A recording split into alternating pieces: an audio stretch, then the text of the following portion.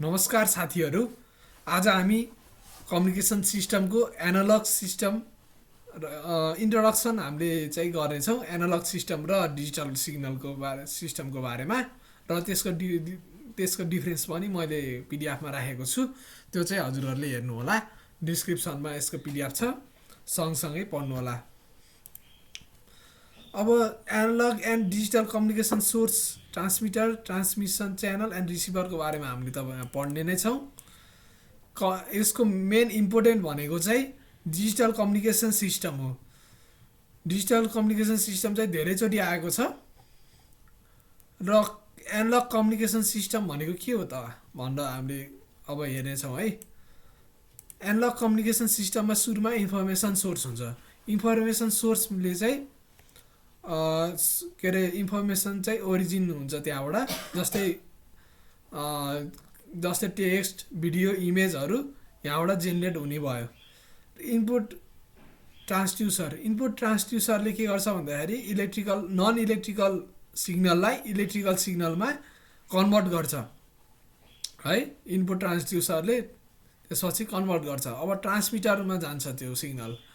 ट्रान्समिटरले के गर्छ भन्दाखेरि यो च्यानलमा पठाउन लायक हुने गरी मोडिफाई गर्छ त्यो सिग्नललाई। त्यो मोडिफिकेसनले हामीले के पनि भन्छ भन्दाखेरि मोडुलेसन भनिन्छ। मोडुलेसन भनेको इम्पोर्टेन्ट फङ्सन अफ ट्रान्समिटर पनि हो। र च्यानलमा के हुन्छ भन्दाखेरि physical connection between transmitter and receiver हो च्यानल भनेको चाहिँ। अब रिसिभरले के गर्छ भन्दाखेरि रिसिभरले चाहिँ एक्सट्र्याक्ट गर्छ message signal receive from channel. Demodulation यसको मेन फङ्सन हो। आउटपुट ट्रान्सड्युसरले के गर्छ, इलेक्ट्रिकल सिग्नललाई some sort of non electrical सिग्नलमा कन्भर्ट गर्छ।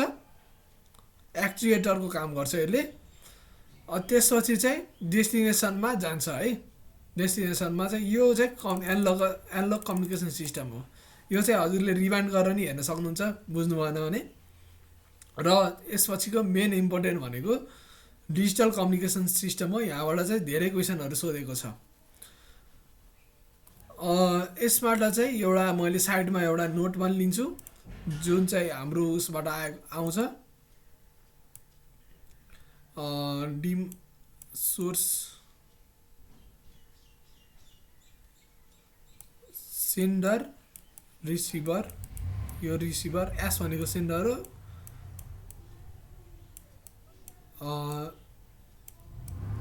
आर भनेको चाहिँ रिसिभर हो है। यो चाहिँ मैले पछि भन्ने छु है। यसपछि डिजिटल कम्युनिकेसन सिस्टममा चाहिँ के हुन्छ त भन्दाखेरि डिस्क्रिट इन्फर्मेसन सोर्स हुन्छ। यहाँबाट के हुन्छ, डिस्क्रिट अथवा डिजिटल म्यासेज चाहिँ जेनेरेट हुन्छ जुन चाहिँ पछि ट्रान्समिट हुनको लागि।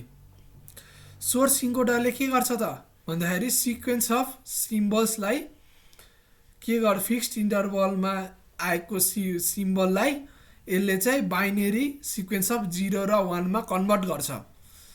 अब च्यानल इन्कोडरले के गर्छ भन्दाखेरि त्यो आएको 0 र 1 मा इरर कन्ट्रोल बिटहरू राखेको हुन्छ।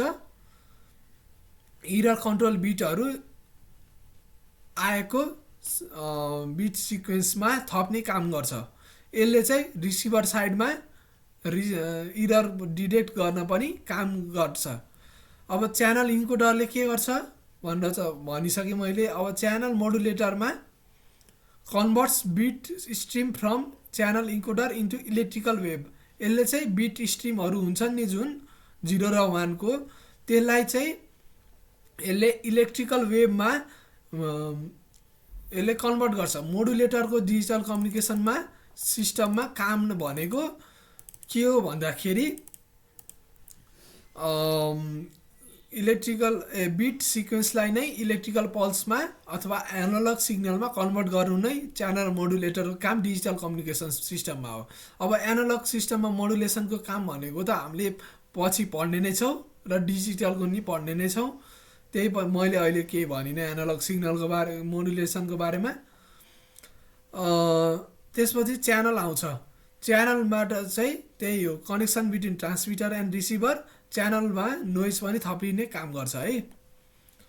यसमा चाहिँ के थपिन्थ्यो भन्दाखेरि नोइज, इन्टरफेरेन्स, डिस्टोर्सनहरू थपिन्छ।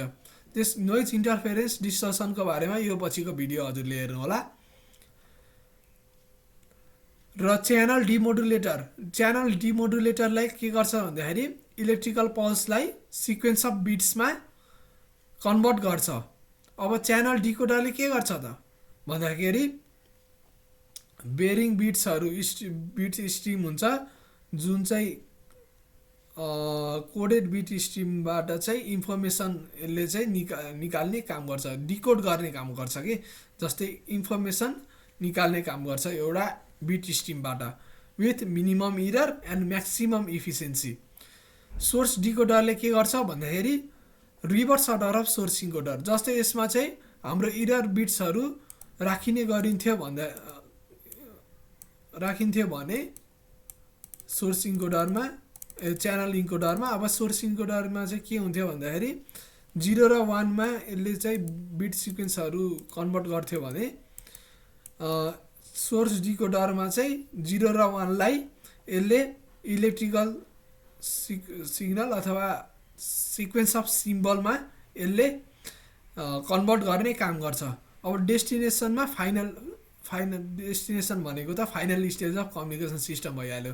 अब यो हजुरले यो कम्पेरिजन बिट्विन एनालग सोर्स र डिजिटल सोर्स हेर्नु होला। यो चाहिँ कहिले 1-2 चोटि सोधिएको छ। डिजिटल कम्युनिकेसन सिस्टम भनेको चाहिँ यो चाहिँ धेरैचोटि सोधेको क्वेसन हो, यसलाई चाहिँ हजुरले कन्ठ गरेरै जानु होला। र यो पनि सोधेको छ। अलि सेकेन्ड उस भनेको यो हो। फर्स्ट नम्बरमा डिजिटल कम्युनिकेसन सिस्टम चाहिँ हजुरले नछुटाइकन पढ्नु होला र एनालग कम्युनिकेसन सिस्टम नि पढ्नु होला। र यति भन्दै बिदा हुन्छु, धन्यवाद।